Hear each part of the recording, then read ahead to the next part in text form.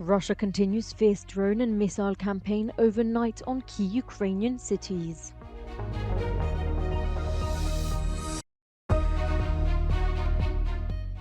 US ambassador seeks to reassure NATO allies ahead of the US election.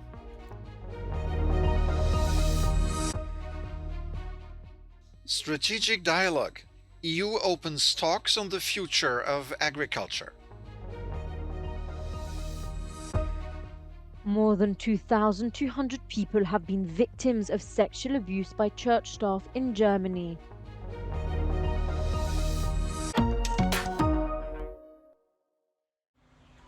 Russia's night campaign of drone and missile attacks on key Ukrainian cities and infrastructure goes on. Russian drone attacks on Wednesday night injured 6 people in Odessa, and several residential buildings and a warehouse were damaged. Kyiv announced that air defense systems in the Odessa and Mykolaiv region shot down 11 of 14 drones launched by Moscow. In a statement, the Ukrainian Air Force said that the Russian forces had used Iranian-designed Shade drones. Kyiv continues to call on its Western allies to reinforce its air defense systems. On the Russian side, the operational headquarters of Krasnodar region confirmed that there had been a fire at an oil refinery in the Black Sea port of Tuapse in southern Russia. The circumstances of the incident were being investigated. Some Russian media claimed that it was sparked by a Ukrainian drone attack.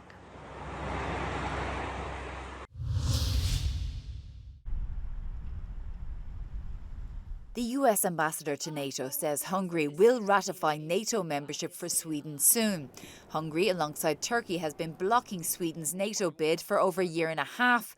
But Parliament in Ankara recently approved the Swedish bid after ongoing negotiations with the US, Sweden and the rest of the alliance, in a surprise move earlier this week, leaving Hungary, the last NATO member, withholding the issue.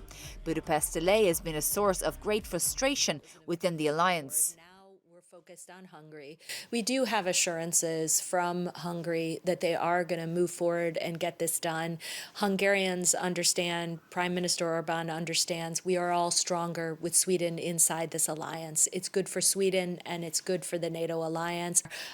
This is an important move for Putin to signal to him that he miscalculated. He thought NATO would have a weak response to going into Ukraine, but in fact the alliance ultimately is stronger and more united than ever before. Meanwhile, the ambassador said European allies should be assured that US support for NATO is strong, despite widely held fears if Donald Trump is re-elected in November, America will abandon the alliance. Donald Trump reportedly told EU Commission President Ursula von der Leyen back in 2020, "You need to understand that if Europe is under attack, we will never come to help you and support you." US ambassador to NATO says there may be a difference between what a candidate says on the campaign trail.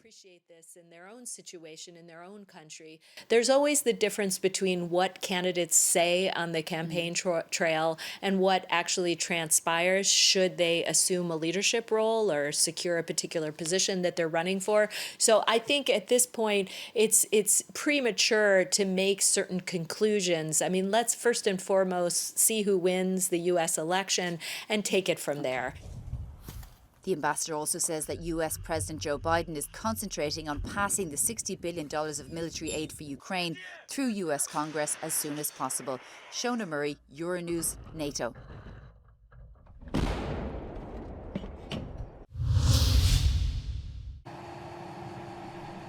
The European Commission has opened its strategic dialogue on the future of agriculture. This dialogue, announced in September, is taking place at a time of growing anger in the farming world in many member states. The President of the European Commission has gathered around her some 30 organizations representing the entire food chain.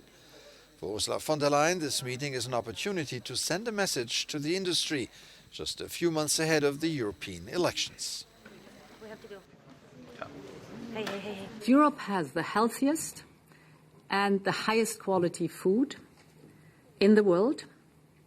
Our farmers operate on a daily basis in a very competitive global market. You are often the most vulnerable part in the value chain. And of course, you deserve a fair remuneration. This meeting was a first contact. The talks are due to continue until the summer. The aim is to discuss farmers' income, but also the sustainable development of the sector and the competitiveness of breeders and producers. Professionals are concerned about the EU's environmental standards and competition from world markets.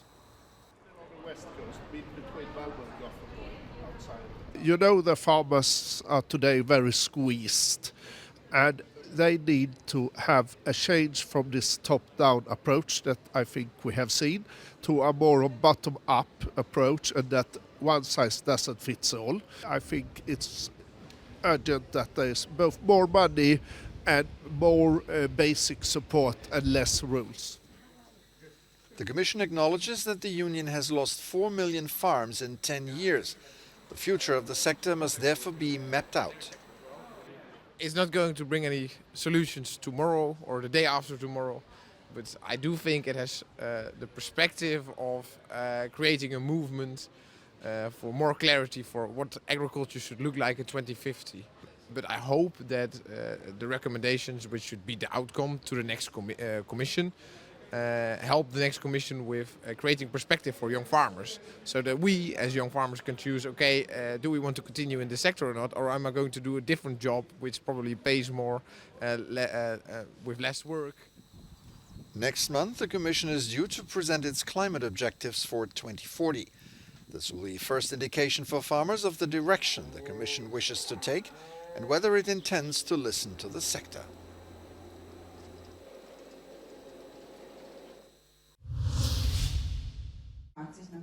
More than 2,200 people have been victims of sexual abuse by church staff in Germany. An independent report into sexual abuse in a Protestant church in Germany says there have been thousands of victims over the past decades, and that the known cases may be just the tip of the iceberg. The study commissioned by the church reveals more than 1,200 offences were committed by church staff. Wir haben uns auch als Institution an unzählig vielen Menschen schuldig gemacht. Und ich kann Sie, die Sie so verletzt wurden, nur von ganzem Herzen um Entschuldigung bitten. Victims who have been campaigning for years for the truth to emerge have called on others to come forward. Die evangelische Kirche hat ein Problem mit sexualisierter Gewalt. Es finden sich auch hier hohe Zahlen. Und sie hat vor allem auch ein Problem damit, wie sie mit den Betroffenen umgeht, wenn sie sich melden. Researchers who have been investigating the scandal since 2020 say there's evidence that the real number of victims could come close to 10,000. The revelations come several years after a probe into Germany's Catholic Church unveiled similarly shocking numbers of sex abuse cases by clergy. An Austrian court has ruled that Josef Fritzl, who raped his captive daughter over a period of 24 years, can be moved from psychiatric detention to a regular prison. The 88-year-old will have to attend regular psychotherapy over a 10-year probation period. A request to release him from detention was rejected, but it's still a win for Fritzl's legal team, as conditions in a regular prison are considered an improvement. Ja, war ein bisschen den Tränen nahe, noch einmal geschildert, dass das ganz etwas Furchtbares ist, das gemacht hat. Ja? Und dass ihm diese Menschen irrsinnig leid tun und dass das am liebsten ungeschehen machen würde. Ja, hat auch vorher schon mehrfach gesagt, würde am liebsten sein Leben dafür geben, dass das ungeschehen machen kann. Aber kann es halt leider nicht ungeschehen machen. Aber befasst sich wirklich Tag und Nacht mit dieser Thematik. Hat wirklich die Akten vor sich. Fritzl became known as the Monster of Amstetten after the North Austrian town where he, in 1984, locked up his then 18-year-old daughter Elizabeth. His crimes were revealed in 2008, and a year later he was sentenced to life imprisonment for committing incest, rape, coercion, false imprisonment, enslavement, and negligent homicide of one of his 7 infant sons. A Russian court on Thursday sentenced a woman to 27 years for a cafe blast that killed a prominent pro-war blogger. 26-year-old Daria Trova was convicted by a court in St. Petersburg of carrying out a terrorist attack, illegal trafficking of explosive devices, and forging documents. The attack in April left 52 others injured. She insisted she didn't know she was carrying a bomb. Russian authorities have blamed Ukrainian intelligence services for the explosion. Kiev has not directly responded to the accusation. Former Spanish football president Luis Rubiales is to face trial for kissing forward Jenny Hermoso during the World Cup final awards ceremony in Sydney. After several months of investigation, the judge concluded that the kiss was not consensual. State prosecutors accused Rubiales of sexual assault and for allegedly trying to coerce Hermoso to publicly support him in the public backlash against him. Despite initially claiming he was the victim of a campaign led by false feminists, Rubiales eventually resigned from his post. He's denied any wrongdoing.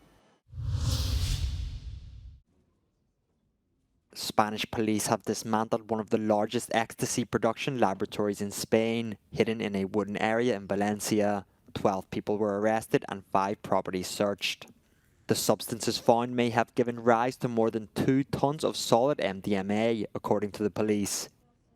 The investigation, led by Benidorm police, began at the end of 2021. The network's activities also posed environmental risks due to improper disposal of chemicals in the countryside.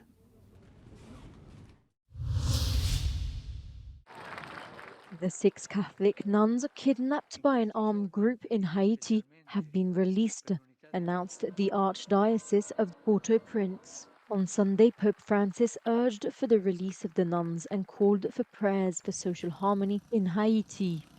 Residents of Port-au-Prince fear violence could spread after a gang attacked a community. This latest kidnapping underlines once again the climate of violence and insecurity that reigns in the country, said Bishop Pierre-André Dumas.